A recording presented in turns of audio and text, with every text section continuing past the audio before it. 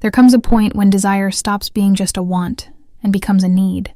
It's when you stop casually dreaming and start thinking about your goal, even when you don't want to. It shows up in your thoughts in the shower, in traffic, before bed. At that stage, it's no longer about motivation. It's about identity. You don't just want to achieve it. You need to. The people who go far aren't the most talented or the luckiest. They're the ones who turn a goal into a quiet obsession. They don't talk too much, don't explain their plans, don't ask for permission. They just keep going, even when no one believes, even when they're tired, even when it hurts. Because when a goal becomes an obsession, quitting stops being an option. If you feel like there's something big inside you begging for space, but you haven't been able to sustain the focus to get there yet, this video is for you. Here, you'll learn how to turn an ordinary goal into a force so powerful that nothing, not people, not circumstances, not fear, can stop it. If this topic has already sparked something inside you, hit the like button, subscribe to the channel, and stick with me. The next steps might change the way you pursue everything you want. Step 1. Stop treating your goal like an option. As long as your goal is just one possibility among many, it will always lose to comfort, fear, and distractions. Unstoppable people don't wake up every day wondering if they still want it. They've already decided. And decision eliminates inner debate.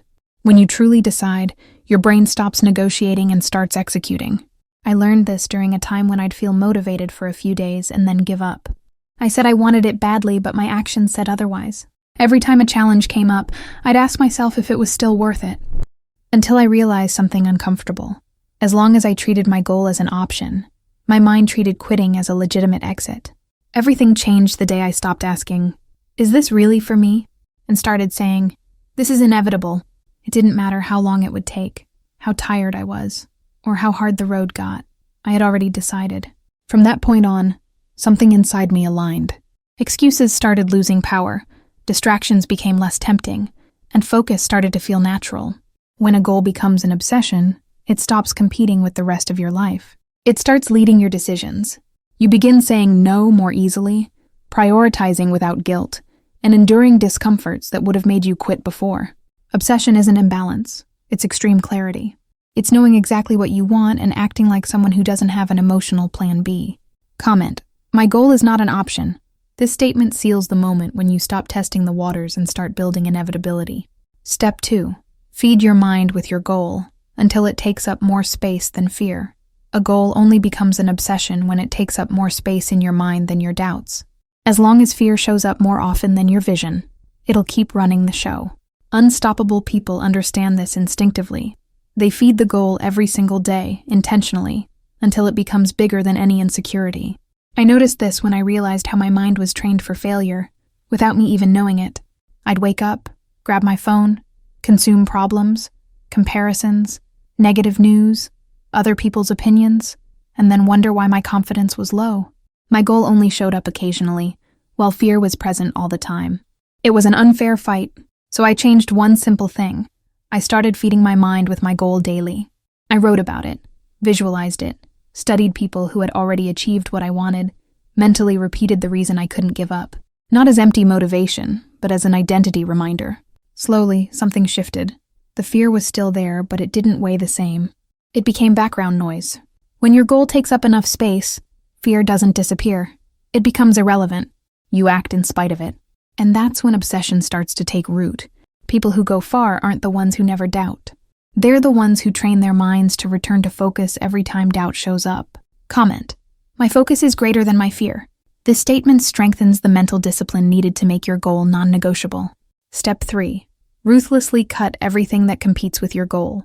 You don't turn a goal into an obsession by adding more things to your life. You do it by removing everything that drains your energy. Focus isn't about willpower. It's about the absence of distractions. As long as you're trying to juggle everything, your goal will remain just another item on your list. Unstoppable people understand a hard truth. You can't level up without leaving some things behind. I experienced this when I realized I kept saying I wanted something badly, but my routine didn't reflect that priority. I kept saying yes to commitments that drained me, conversations that led nowhere, habits that numbed my mind. Deep down, I wanted to grow without bothering anyone, and that's impossible. Real growth demands cuts. That's when I made an uncomfortable decision. I started eliminating everything that didn't directly bring me closer to my goal. I cut back on spaces where I was just a background character, muted voices that planted doubt, dropped habits that kept me too comfortable. At first there was emptiness, then came clarity, and with it, something powerful. I suddenly had more time, energy, and focus. When you cut distractions, your mind gets the message. This is serious. The brain responds to a lack of stimulation by creating depth. That's when the goal stops being just a desire and becomes the center. Everything starts revolving around it. Decisions, choices, schedules, conversations. Healthy obsession isn't about doing more. It's about doing less, with absolute intention. Often, what weakens a goal the most isn't lack of will or discipline. It's the silent worry about money. You try to focus, try to commit, try to turn your goal into an obsession, but a part of your mind never rests. It's always thinking about bills, the future, the fear of not having enough, the possibility of having to rely on someone else. And when that worry is present, it silently drains your energy. Maybe you've felt it too, the urge to go all in, but something internal pulling you back. It's not a lack of ambition, it's a lack of security. Without a healthy relationship with money, your focus gets divided, your obsession turns into anxiety, and the dream starts to feel too heavy to carry. Little by little, you begin negotiating with yourself, exactly the opposite of what you need to go far. It was by understanding this pain that the Wealth Code was born. A guide created to transform your relationship with money in a simple, accessible, and mindful way. It helps you build internal financial security, ease that invisible weight, and live with the lightness of someone who can choose their own path. It's not just about earning more, but about finally feeling safe enough to focus on what truly matters. Because when money stops being a constant worry, your goal can finally become an obsession. If this hit home for you, the link is in the first pinned comment. Step 4. Use pain as fuel, not as an excuse. There's a decisive moment in every journey where you have to choose what to do with your pain. Use it as fuel, or use it as a justification. People who turn goals into obsessions don't have less pain. They've just learned how to redirect it. They don't run from discomfort, don't play the victim, don't wait for it to pass. They use it. I learned this during one of the hardest periods of my life. Everything seemed to go wrong at once. Frustration, rejection, exhaustion. The temptation to quit was daily. And for a while, I used pain as an excuse. It's not the right time. I can't right now. When things get better, I'll come back. But one day, something shifted inside me. I realized that pain wasn't there to stop me. It was there to push me. That's when I decided to do things differently. Every time something hurt, I turned it into action. Rejection became study. Failure became adjustment. Exhaustion became discipline. And the more I used pain as fuel, the less power it had over me. What once paralyzed me began to drive me forward. When you learn to use pain, your goal gains massive emotional depth. It stops being something you want. It becomes something you need, to honor everything you've endured. And that creates a quiet but unbreakable obsession. Unstoppable people don't ask for a life without pain. They ask for the strength to use pain in service of what they're building. Comment, "My pain drives me." This statement marks the moment you stop running from discomfort and start using it as a lever. Step 5. Eliminate the need for external validation. Nothing weakens a goal more than the need to be validated by others. As long as you need someone to approve, praise, or understand what you're doing, your focus stays divided. Unstoppable people learn early that true obsession is lonely, not because they isolate themselves, but because they stop depending on others' reactions to keep going. I realized this when I noticed how often I downplayed my plans just to avoid seeming over the top. I over-explained, justified decisions, and sought approval disguised as advice. And without noticing, each outside opinion chipped away at my conviction. Not because people wanted to sabotage me, but because they spoke from their own limits. The turning point came when I decided to stop explaining. I started moving in silence, trusting my commitment more than others' understanding. At first, it was uncomfortable. It's scary to keep going without applause. It's unsettling to walk without anyone confirming you're on the right path. But that's exactly where obsession gains strength. When you no longer need validation, your goal gains freedom. It stops being shaped by external expectations and becomes anchored in your own internal decision. That's when no one can stop you, because no one else has access to the engine driving you. People who go far don't ask for permission to want something big. They just want it and keep going. Comment, "I trust my decision." This statement seals the moment you stop seeking approval and start holding your own vision. Step 6. Build a discipline that works even when motivation fades. Motivation is volatile. It shows up when things are going well and disappears on the days you most need to act. Unstoppable people don't rely on it. They build discipline, not a rigid, punishing discipline, but an intimate one, a quiet agreement with themselves to keep going, even when the excitement is gone. I learned this when I realized I wasn't quitting because I didn't believe in my goal anymore, but because I expected to feel like it every day. And that never happened. Some days I'd wake up tired, unclear, unmotivated. That's when I understood. True obsession isn't about feeling, it's about doing. Even without inner applause, even without emotion. I created small, non-negotiable rituals, small enough not to fail, strong enough to keep the momentum. On good days, I'd do more. On bad days, I'd do the bare minimum. But I never stopped. And that changed everything. Because each completed day reinforced an identity, the identity of someone who doesn't break promises to themselves. Discipline builds trust, and trust sustains obsession. When you know you'll act regardless of your mood, fear, or exhaustion, your goal stops depending on circumstances. It begins to exist on its own. People who go far don't ask if they're motivated. They ask, what's the next step? Even if it's small? Comment, I keep going even without motivation. This statement strengthens the invisible muscle that separates those who try from those who arrive. Step 7. Protect your goal from the noise of the world. The more serious you get about a goal, the more the world tries to distract you. Opinions, other people's urgencies, crises that aren't yours, demands that seem important. All of that starts to compete with the focus you're trying to build. Unstoppable people understand something essential. Not every urgency deserves attention, and not every voice deserves space. I noticed this when my routine kept getting interrupted.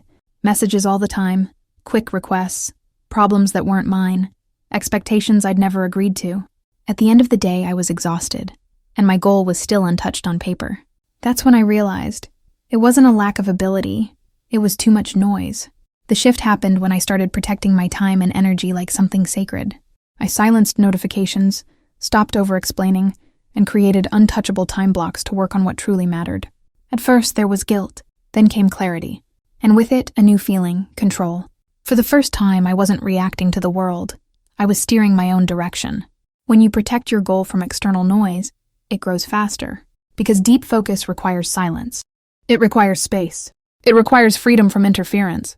And it's in that environment that obsession grows strong, not as anxiety, but as absolute concentration. People who go far aren't the busiest. They're the most selective. They know that everything that enters the mind affects what comes out as results. Comment, I protect what I'm building. This statement marks the moment you stop being a hostage to the noise and start acting with total intention. Step 8. Accept that discomfort will be constant and stop negotiating with it. The moment a goal becomes an obsession, discomfort stops being the exception and becomes your companion. And this is where many people give up. Not because they don't want the result, but because they keep hoping the path will feel comfortable at some point. Unstoppable people understand something that changes everything. Discomfort isn't a sign of something wrong. It's a sign of progress. I realized this when I started truly growing. The more I advanced, the more uncomfortable it got. New responsibilities, new fears, new internal demands. My first reaction was to try to ease it, resting too much, procrastinating, distracting my mind. But every time I ran from discomfort, something stalled. That's when I understood. Discomfort didn't need to be eliminated. It needed to be normalized. From that moment on, I stopped negotiating. When something was hard, I no longer asked, is this worth it? I just accepted, this is part of it. That acceptance changes everything, because the brain stops wasting energy trying to escape and starts using energy to solve. Discomfort loses its power to stop you when you stop treating it like the enemy. Healthy obsession is not about constant pleasure. It's about constant commitment. It's waking up some days with zero motivation and still moving forward. It's feeling fear and still going. It's feeling exhausted and not giving up. Because those who go far aren't the ones who suffer less. They're the ones who learn to walk with discomfort without turning it into drama. When you accept discomfort as part of the process, nothing scares you anymore. And when nothing scares you, no one can stop you. Comment, I move forward even when it's uncomfortable. This statement strengthens the mindset needed to sustain big goals long enough to achieve them. Step 9. Replace anxiety with obsessive repetition. A lot of people confuse obsession with anxiety, but they're opposites. Anxiety is born from uncertainty and excessive expectation. Healthy obsession is born from conscious repetition. Unstoppable people don't live waiting for immediate results. They live repeating the right process, until results have no choice but to show up. I experienced this difference firsthand. At one point in my life, I was thinking about my goal all the time, but barely taking action. That was anxiety. My mind was racing, but my body was stuck. Later, I completely changed my approach. I stopped overthinking and started over-repeating. The same action every day, the same ritual, the same focus, the same commitment. And something interesting happened. The more I repeated, the less anxious I felt. Repetition builds confidence. It tells your brain this is under control. And when the brain feels safe, it cooperates. You stop emotionally swinging. Stop doubting every obstacle. Stop dramatizing every delay. You just keep going. Obsession isn't about constantly thinking about the result. It's about staying committed to the process. It's waking up and doing, even when it feels invisible. It's repeating so much that it becomes part of who you are. And when something becomes identity, no one needs to push you. People who go far don't speed up from anxiety. They endure through consistency. They know the power lies in doing it again and again and again until the world notices. Comment, I trust the process, and repeat. This statement seals the switch from urgency to consistency, the foundation of any obsession that gets results. Step 10. Decide there's no going back to your old self. There's a point of no return in every big achievement. It's the moment when you stop trying and start being. Unstoppable people reach this point when they decide, silently and definitively, that their old self no longer has a say in life's important decisions. It's not arrogance. It's total commitment. I experienced this moment when I realized I always left a door open to go back. If something went wrong, I could quit. If it got too hard, I could retreat. And as long as that door existed, my mind never fully committed. It was only when I closed it, no announcement, no drama, that something shifted. My energy became firmer. My focus got deeper. Fear lost its place. When there's no emotional plan B, plan A becomes stronger. You start acting differently, choosing with more conviction, enduring discomforts that used to stop you, because it's no longer about seeing if it works. It's about honoring a decision already made. True obsession is born when you stop letting your old identity have a say. It still tries to speak, but it no longer gets a vote. And that's exactly why no one can stop you, because internal negotiations are over. Comment, there's no going back. This statement seals the final pact with your new identity. Turning a goal into an obsession isn't about losing balance. It's about finding direction. It's about stopping the energy leaks, quitting the need for permission, and ending negotiations with fear, discomfort, and distraction.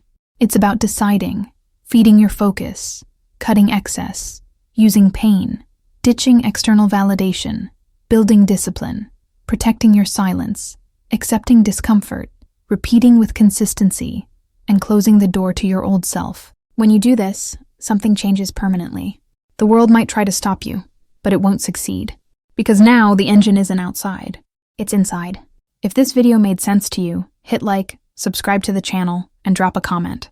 My goal is non-negotiable, because when a goal becomes an obsession, the impossible loses its power.